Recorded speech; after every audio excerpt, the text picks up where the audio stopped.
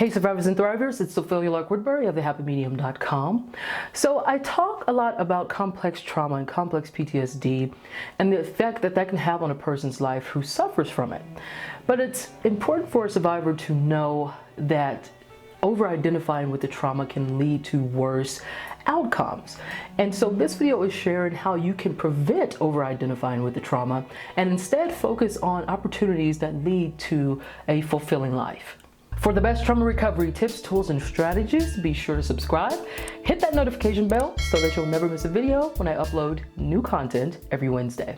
Hey everybody, welcome back. If this is your first time here, I am a trauma survivor, a licensed professional counselor, a trauma recovery coach, and a certified clinical trauma specialist, helping people and organizations resolve the effects of trauma and build resilience. The journey of healing complex PTSD is a repeating spiral where you are circling back around to the things that maybe you didn't get a chance to work on when you first began your healing journey. So maybe there's some things that you need to change, some things that you need to strengthen.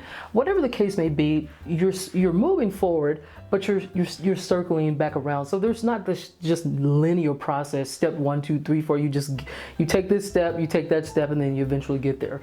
You might circle back around to some things that you thought you had resolved. And so how do you maintain this awareness that is what you're doing without over-identifying with the trauma and reinforcing a victim identity? Well, the first thing you need to do is to put trauma in perspective. So this is understanding that life is not just about your trauma. It's also about the other things that are contributing to your forward mobility in the here and the now. So being attentive to your children, if you have any children, nurturing significant and intimate relationships, going to work, making a living, giving back, contributing to society, whatever you know, in accordance to whatever you feel your purpose might be.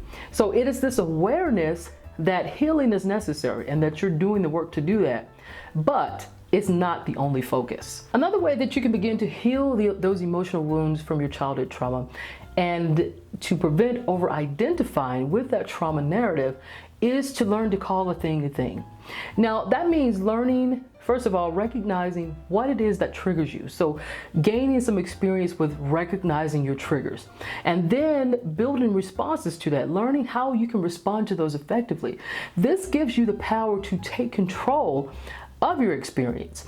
And by knowing those things that trigger you externally, internally, so people, places, things, sights, sounds, taste, touch, smell, events, ideas, whatever it is that triggers you, you recognizing and understanding those things will help you to create responses that help you to get through, not just get through those triggers, but to take your power back. So you don't, when you're triggered, you don't become consumed in those triggers. You learn to call a feeling, a thought, an opinion. And when you're able to really separate the difference between, say, an emotion, so you feel some kind of way, but you don't just jump to what the emotion means for you. You learn to stop at, I feel afraid, I feel upset, I feel confused, I feel depressed about the way I performed today. And you stop there. You don't say, I feel depressed about the way I've performed today. That must mean that I'm unlovable or I'm not any good at what I do. See, now you're starting to make a judgment. And that creates this blurred line between what's true and what's not. And so now you're starting to mistake what you're feeling for a fact. And learning to call a thing and stopping there and just being with that. You might take some deep breaths. You might ground yourself.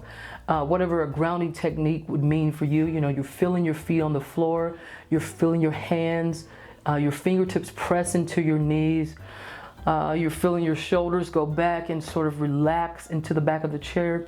Whatever you need to do to get yourself to the point of just being with that feeling is the first step in not jumping to an interpretation where you can mistake how you feel or what you're thinking or an opinion for a fact. And the final thing is connect your experience with language.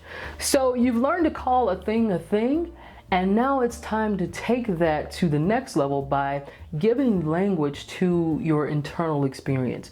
So whether it is a thought or an emotion, a body sensation, whatever, or all of those together, you're going to start to learn to put those pieces together. Or you're giving language to sort of like a story, a beginning, a middle, and an end. So you're practicing putting the whole story together from all of these fragments.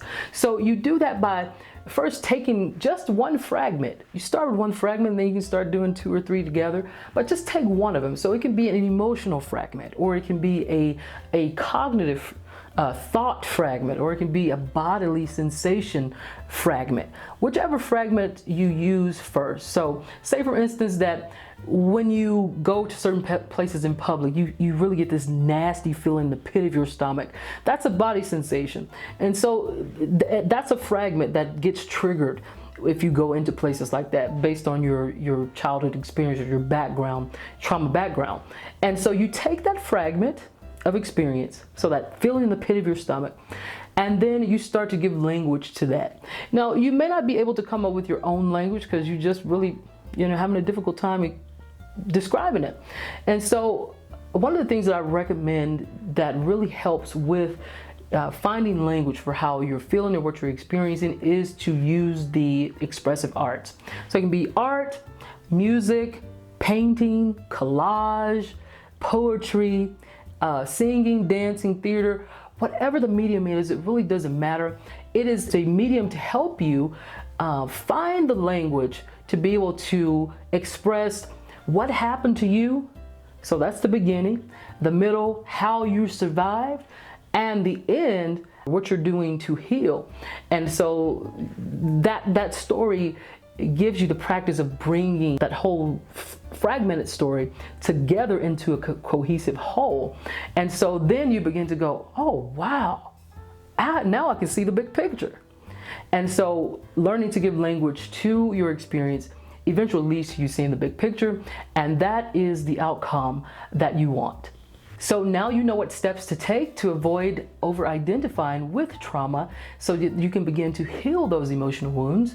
And if you want to go deeper to build an entire recovery infrastructure, be sure to get your hands on my free Complex PTSD Trauma Recovery mini course that you can access by clicking the link below in the description.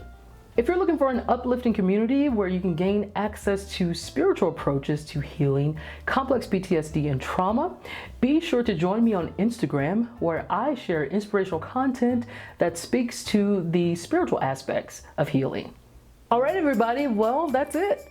Thank you so much for joining me today. If you liked this video, be sure to show some love by hitting that like button, share with your friends, and comment below to let me know what your biggest takeaway was.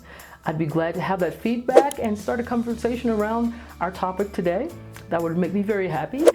And last but not least, be sure to subscribe and hit that notification bell so that you'll never miss a video when I upload new content every single Wednesday. Thank you for joining me, and I will see you next time. Bye-bye.